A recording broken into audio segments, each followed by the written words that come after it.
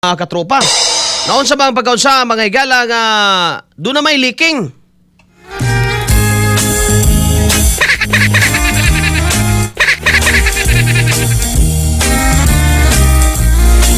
Bong, para sa imo ni Bong. Mitulo na, mitulo na. Ang sipon sa imong ilong. Pagkahapdos, pagkahapdos. Kahapdos, BBM. Mga katropa, unsa man ning atong presidente oy mauwaw ba sa daan ni mga higala. Sige na dong, paminaw na to bay kay gahapon. Abi na ko, lagi ako maga-double check gyud ko bay. Gina-double check na ko kay basin og AI. No kay lain man kog kayo ba nga natos media nya magka-share tag AI may galaw nya komentarista ta binuang. Bisan pag di nato na mga higala, bisan pag nagkomentaryo ko ana, di gyud ko mo share og anything false against PBBM mga higala kay false man siya. But anything nga true, ay share na to na. Pero kani mga higala, abi na kog AI. Sus, tinuod man gyud ba ni leaking man ang naihungaw sa barbula.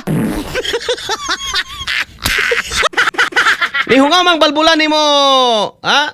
Mr. President, medyo hungaw-hungaw. Kaya nitulo man. Pero ingon ang imong tigbaba si Auntie Claire, okay lang ang presidente. Kamu okay ra mo, kami di gyud mi okay in town. Nga nagtan-aw mi sa among presidente mga higala nga gisip-on na atubangan sa mga state leaders. Di ka na kauwaw ana mga higala. Bullseye! Bullseye! Di ka mauwaw mga katropa niya na. Isip Pilipino. Alam mga higala moingon ta nga di man na mo na presidente. Presidente man gyud nato na. Bisa magkainunsa pa mga higala. Kamu tan-awan kay dili gyud ni AI ha. Dong palihog ko dong i-play ng video, birahin ng video dia. Sige. One of the most fundamental measures of a nation's progress is the status of its women. We often speak of development in terms of economic growth, infrastructure, technology, or trade. But there is one of the most fundamental measures of a nation's progress the status of its women. We often speak of development in terms of economic growth, infrastructure, technology, or trade. But there is one of the most... Mitulo na, mitulo na. Ang sipon sa imong ilong. O BBM, maluoy ka. Naglagot na in town ako.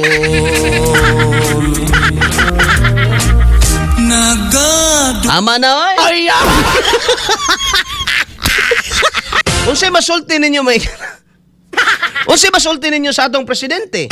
Kamo dia ang mga nag-comment okay ra mo. Nga grabing paningkamot sa atong presidente bay nagkasipon-sipon na lang ito hindi mo maluoy di ay. Di man lang mo moday. Kalain ano? Atubangan ka sa mga leaders di mo kalibutan may gala nya mo tulo imong kuan.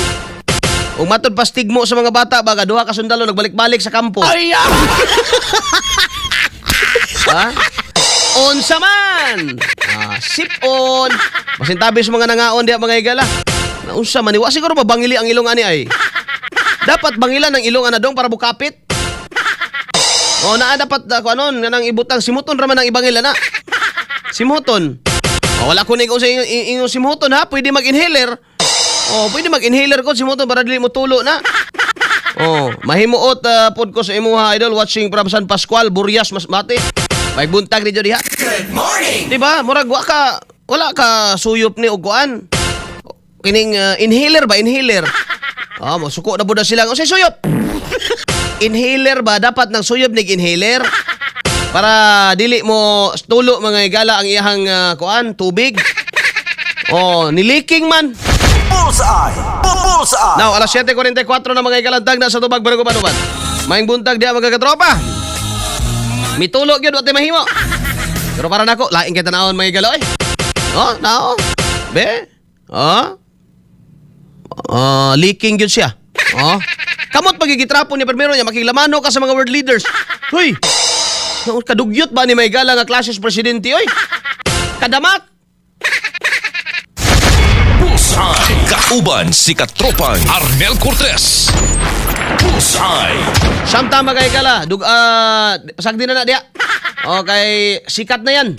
Now, dirita